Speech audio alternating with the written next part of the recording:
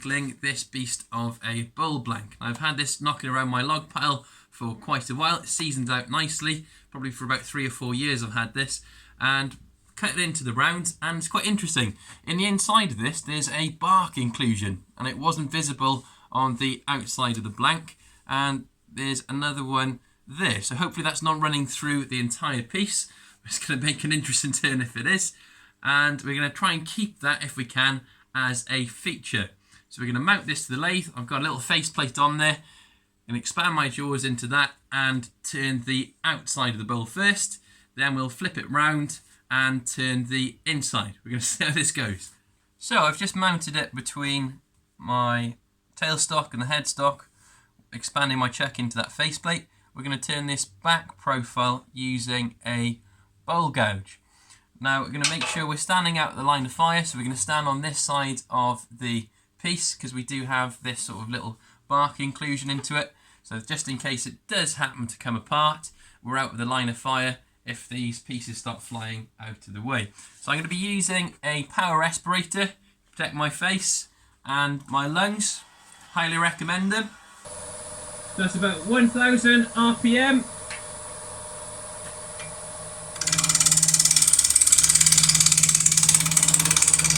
Just truing up the bottom.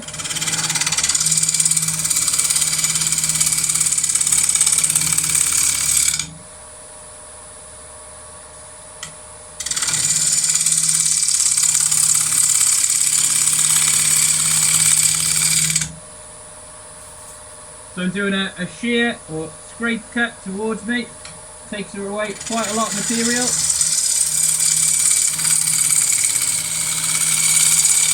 So we've got a flat bottom to work with now. I've set my calipers to the size I'm going to need to do my tenon. So I'm going to just quickly mark that on with a pencil.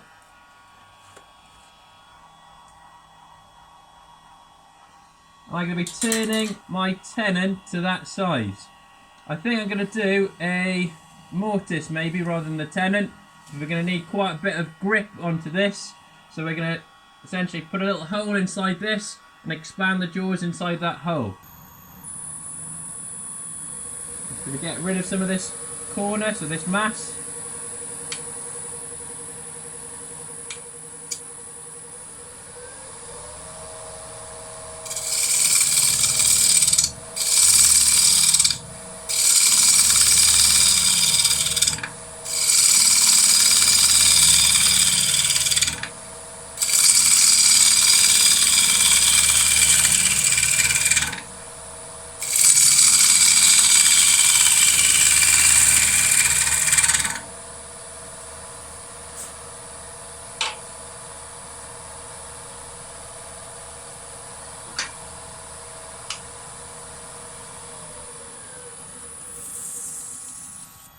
Okay, whenever you adjust the tool rest, you should really turn the machine off before doing it.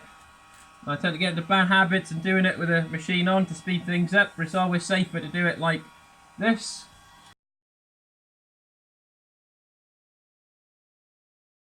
So I'm looking along the top edge as that's my profile. So I'm going to play around with the shape of this until I'm happy with the profile. I'm going to try and put a foot on the bottom, make it stand up a little bit from the table, I think. Otherwise they tend to look like dog bowls. I'm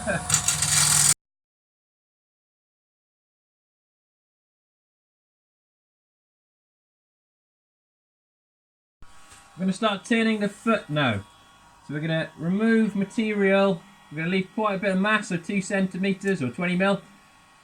So I can put my little mortise in there. So we're going to go in a little tiny bit just to give us a little foot on the bottom.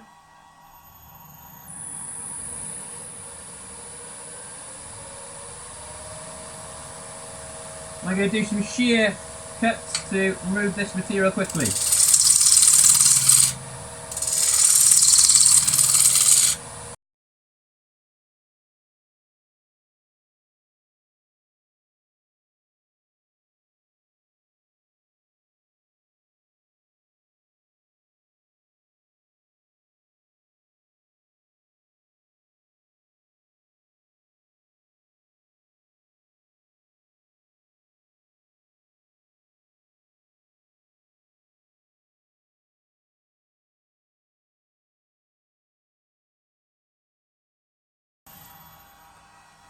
Right, let's see how we're doing then. So we got heck of a bark inclusion in there.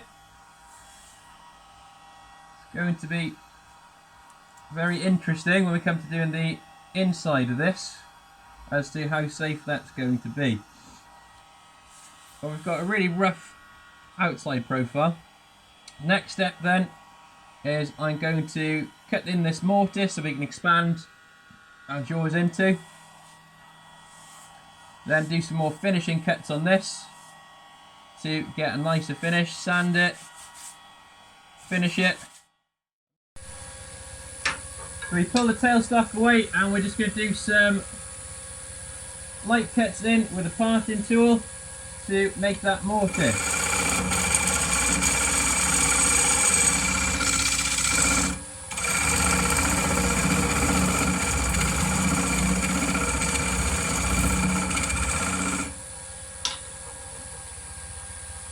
Clear that middle section away then with a bowl gouge. And I've got this tool, which is essentially a scraper, but it puts a dovetail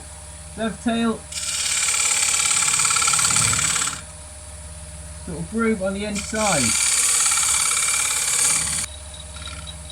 And that dovetail then has been ground to the same profile as my jaws, which makes it nice and easy to get a perfect match.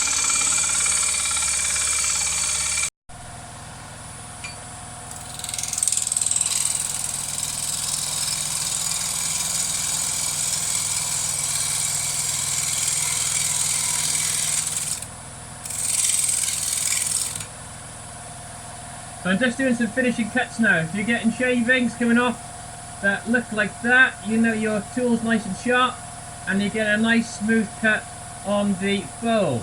The outside edge is almost like a scraper in terms of the sharpness. So that's a good sign. You can feel it's quite smooth as well.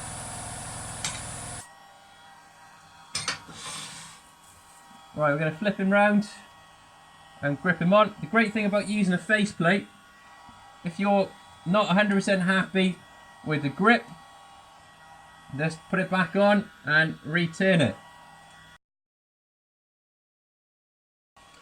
So what I'm checking now is that this is running completely true, so that everything's touching that edge of the doors, in this case the Donald jaws, and that's pretty good actually. Okay, we can take the faceplate off now. Right, we're going to true up the face of this using a bowl gouge again. Then, because this is so rotten, I might be able to get one bowl out of this maybe. But I'm going to try and get two. I'm going to have a go at using my Kel McNaughton centre saver. Haven't had a go to use it yet. It's probably not the best bit of wood to test it out on, but we're going to give it a try anyway. And if it does break, it doesn't really matter, because this essentially was a log, a bit of firewood anyway.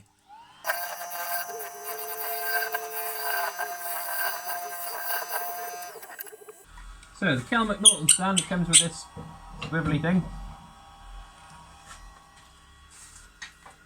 Comes with a curved knife, and we need to set the knife up to begin with along this centre line. So what I'm going to do, line up with the middle. So as I'm pulling up.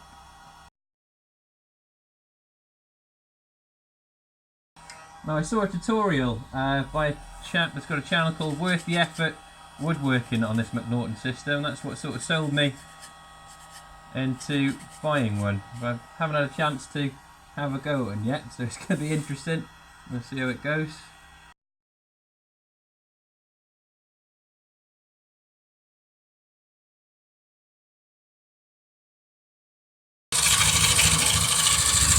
Fucking hell.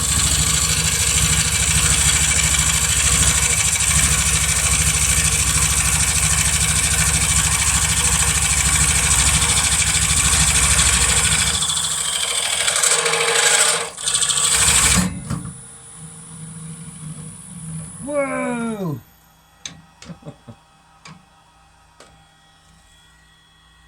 Ha! Not as easy as they look, are they? still all intact. Yeah, one hell of a catch there. I must be doing something wrong with this. I know that the wood's quite grainy and rotten, so it might be binding. Tool might be too high. I'm not entirely sure. If you've used one of these before, please help me out. So I've finally gotten there. I can feel this is a little bit loose in there. Give him a tap. Oh, torn out on the bottom a little bit. But you can still see the bark inclusion there, so the bark's grown through the entire tree, which is quite interesting. But there's my inside blank. To be fair, it would have been 4 times as quick to turn it out into an actual bowl than to take this thing out. It's quite scary. I had a few catches, probably more catches than the cricket team to be fair. So I must be doing something wrong with it, so it's going to take a little bit of practice to get this right, but the actual cut on the bottom seems to be quite nice and quite rugged there. I don't know if it's because of the grain's so sort of rotten, but we're going to just turn the inside of this really carefully now. I'm going to have to give this quite a thick rim to a bowl because of this bark inclusion going through the entire piece, but we're going to see how it looks at the end. About 900 RPM, I'm taking it up until I can start feeling things vibrate slightly, and I know that's the sort of right sort of speed to go for.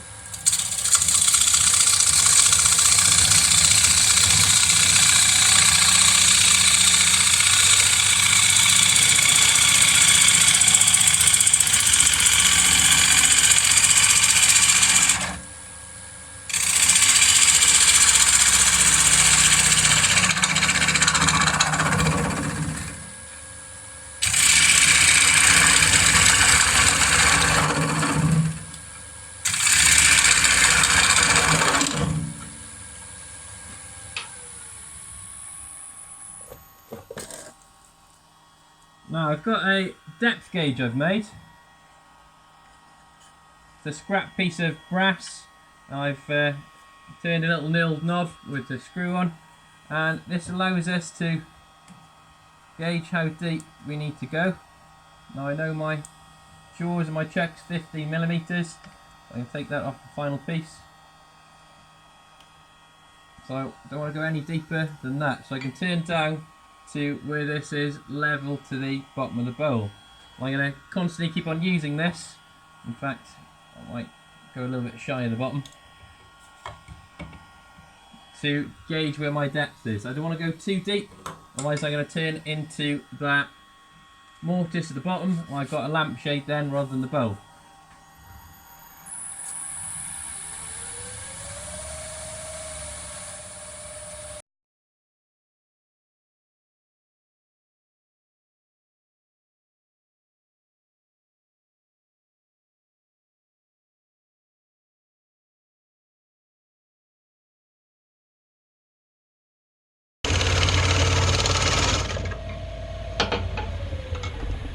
Check again with our depth gauge. At about 3mm to go. That's good. Now for the very bottom of the bowl, I use this type of gouge. It's very old fashioned. You can see how old it is. The old Robbe Sorbet type. I bought this off a lovely old gentleman that I bought the lathe from. And this is known as a fluteless gouge, I think. So the heel on it is almost at 90 degrees, so swept back slightly. You can see there, a sharp edge along there, and this helps really easily to get into the bottom of those bowls.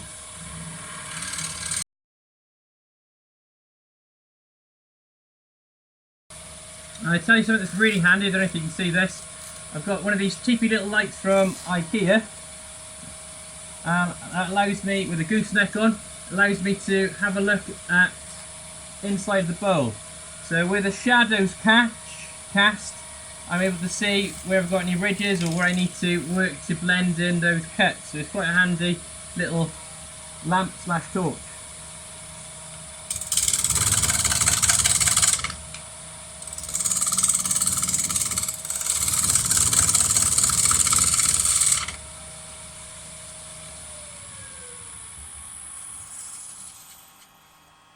So I'm checking for even thickness throughout. I've got a few ridges in here I'm going to need to work through. As you can see, maybe on the camera, that this is going all the way through now. Right, I'm going to sharpen my tools up to do my final cuts. I tend to do that for the very final cut. You know, you got a really sharp cut going into the bottom. I'm going to do a tiny wee bit of work on the outside as well. So we've got this sort of funky grain there to deal with. We're going to do our final cuts now. I'm pressing really lightly with it.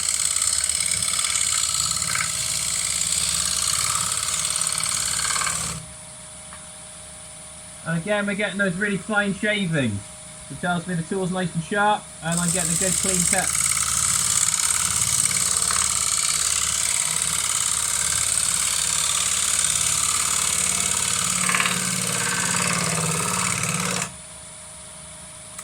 So it's chattering slightly as I'm going over that crack. So I'm going to be trying to do it nice and smoothly and carefully. Happy with the finish on the bottom, and that's really good. A little tiny bit more work on the top profile. I'm going to skim the outside, then we are cracking. So we've got all the sanding done now. I left that step out as it's pretty boring. And we're going to start applying a cellulose sanding sealer to the bowl. So we're going to apply that on the whole thing, then apply either an oil or a wax finish over the top of it. So the sanding sealer is all sunken in now, and we're going to be using a Fiddy's clear wax polish. So it's a company in Cardiff that makes this stuff quite close to home for me. So we're going to be using it on this bowl. So it's nice, it's like a paste wax. It just rubs into the grain nicely. And this should help sort of preserve the wood. So it's a barrier between the air and the wood.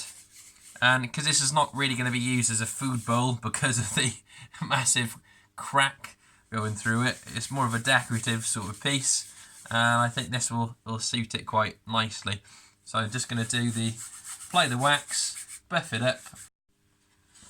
So the bowl's all complete and all intact as well. I was worried that we were going to have two halves at one point due to this big bark inclusion. So it's like a big crack all the way through it with bark growing on either side of the crack. So I don't know why that's in the bowl or how that happens. So if anyone clever does know, please can you leave a comment down below to let me know how that happens. And it was a bit of a pain in getting a good finish on this, especially because the tools were chattering a little bit because this has a tiny bit of flex in it, but we've managed to finish it through. And you can see light all the way through there, so it's not really going to be functional as a food bowl as such, but as a decorative bowl. But pretty happy with that. I just got a little Woodturning logo disc. I'm going to turn and use a pyrography iron to say that this comes from a sycamore tree, and then the piece will be complete. So I hope you've enjoyed tonight's project and maybe learned one or two things along the way. Handy tips. If you have enjoyed tonight's project, please consider subscribing to my channel, and then I can get some more wood turning or woodworking videos your way. Thank you so much again for watching. Hope you have a great night. Diolch yn fawr. Nos da.